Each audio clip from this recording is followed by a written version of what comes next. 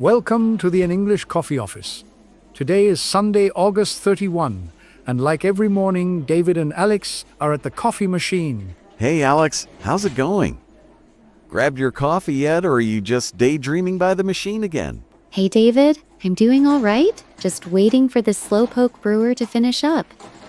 How's your morning kicking off? Not too shabby. Just trying to get my head in the game before I charm some clients into signing on the dotted line. Always working that sales magic. Got any big wins lined up for today? Oh yeah, I've got a couple of calls that could push my numbers over the top this month. But let's take a breather for 5 minutes and chat about something other than quotas. I'm down for that. What's been catching your attention outside the office lately? Well, for starters, I was scrolling through the news and saw this thing about the US and China hitting pause on their tariff war. Huge relief for my sales targets, I'll tell ya. Yeah, I read about that too. It's a 90-day truce or something, right? I wonder if it's just a temporary band-aid. Exactly. Every time tariffs spike, my clients lose it over rising costs. And guess who has to play damage control? Yours truly. I feel you. On the project management side, it throws our supply chains into chaos. Delays, budget overruns, you name it. No kidding.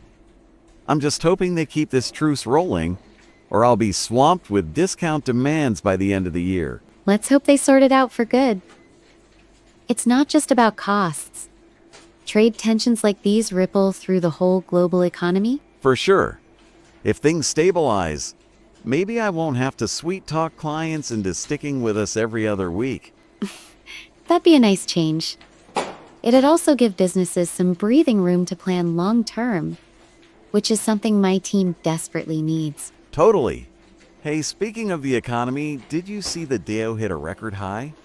Shot up over 800 points after the Fed hinted at cutting rates. Yeah, that was all over the headlines. Powell's comments must have lit a fire under Wall Street. You bet. I'm thinking lower rates could mean more people buying, which means more deals for me to close. Cha-ching! Could be a game changer. It might also push companies to invest in bigger projects, which would be a win for my team. We've got some tech upgrades on the wish list. Oh, I like the sound of that. More budget for fancy gadgets around the office, right? Hopefully, but seriously, cheaper borrowing could spark some real innovation if companies feel they've got the cash to play with. I'm all in for that. As long as my CRM doesn't crash every other day, I'm happy to see some shiny new tools around here. Don't even get me started on tech fails. We've had our fair share of those nightmares. Haven't we all?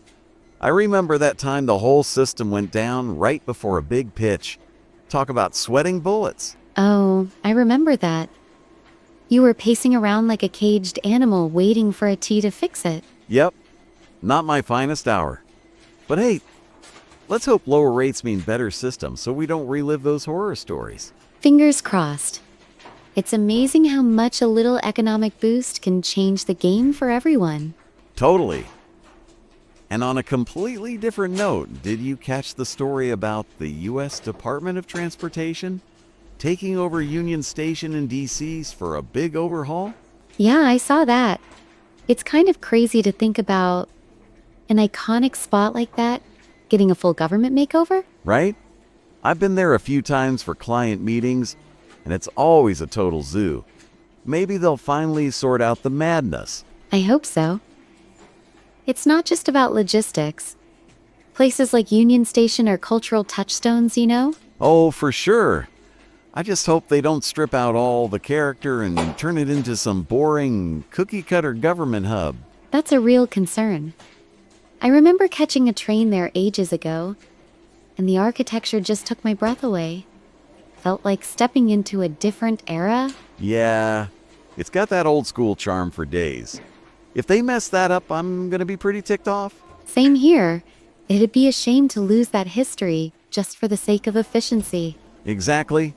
Hey, if they do it right, maybe I'll start taking the train more often instead of battling traffic to get to client sites. Good luck with that. But yeah, it'd be great to see public spaces get some much needed attention without losing their soul. Absolutely. I mean, it's not every day you hear about a project that could actually make life easier and preserve a bit of history at the same time. True. It's rare to see infrastructure plans that try to balance progress with heritage.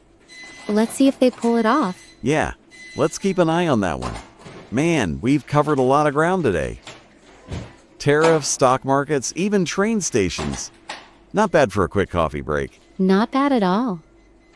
It's nice to step away from the grind and talk about what's happening in the world. For sure.